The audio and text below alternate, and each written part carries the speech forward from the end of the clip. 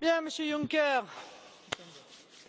rarement l'on nous aura servi discours plus ternes, insipides, sans aucun souffle, aucune vision, encéphalogramme plat, on avait l'impression d'assister à l'éloge funèbre de l'Union européenne. Sauf peut-être, il faut l'admettre, le moment d'humour assez réussi où vous vous êtes présenté comme le héros de la lutte contre l'optimisation fiscale sauvage des entreprises. Mais revenons à l'essentiel. En fait, vous n'avez rien vu, rien entendu de l'immense aspiration des peuples à retrouver leur indépendance et leur liberté. J'ai envie de dire, M. Weber nous a donné d'ailleurs un élément. Ils lisent ce que pensent les peuples dans le journal. Arrêtez de lire le journal, M. Weber. Si vous voulez savoir ce que pensent les jeunes, regardez ce qu'ils votent. Et je vous le dis avec beaucoup de tranquillité, puisque dans mon pays, la France, le mouvement que j'ai l'honneur de présider est le premier parti chez les jeunes. En fait, le Brexit a brisé un tabou. Les Britanniques prouvent qu'il est possible de sortir de l'Union européenne et mieux d'en sortir à leur avantage. Les prévisions catastrophistes n'étaient que mensonges. Le Royaume-Uni se porte fort bien. Le choc de défiance que vous espériez s'est transformé en choc de confiance. Vous auriez aimé, on l'a tous compris, voir l'apocalypse s'abattre sur les Britanniques. Eh bien, elle n'est pas pour demain. Votre solution, la même, quels que soient les problèmes ou les circonstances, c'est plus d'Europe.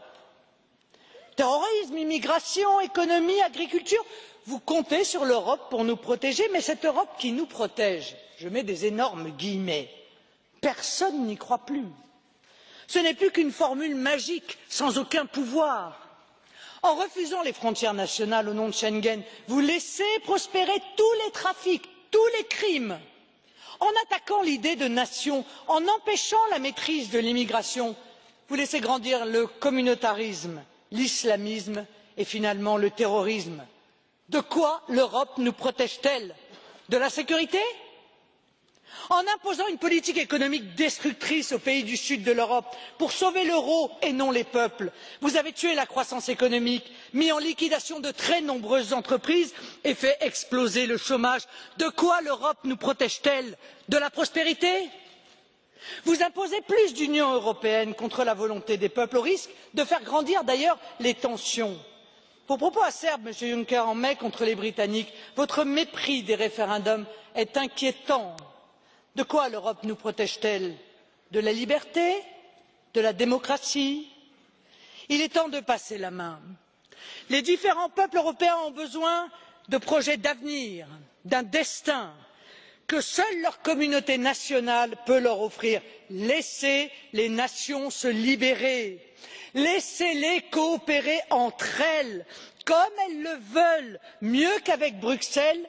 Soyez enfin démocrates. Laissez les peuples déterminer leur destin.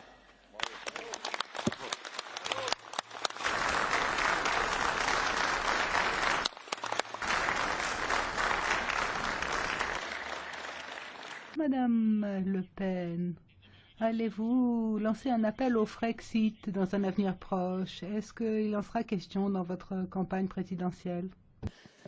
Je suis éminemment respectueuse de la démocratie. Je crois que le référendum en est la meilleure application. Par conséquent, j'ai déjà dit depuis plus de 4 ans que j'organiserai un référendum pour que les Français puissent s'exprimer sur la sortie de la France de l'Union européenne. Bravo.